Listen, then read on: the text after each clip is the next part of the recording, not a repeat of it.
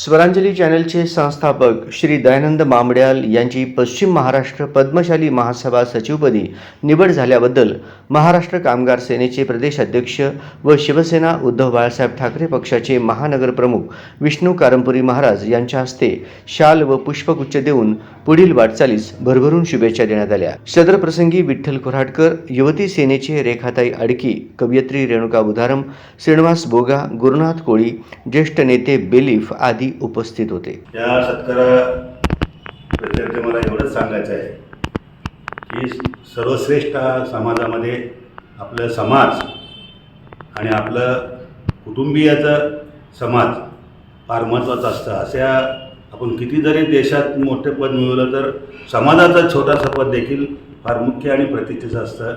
या पदावर त्यांनी यशस्वी घोडदौड करावी अशी मी ईश्वर आपल्या आई तुळजाभवानीचरणी प्रार्थना करतो, मार्कंडेचरणी प्रार्थना करतो।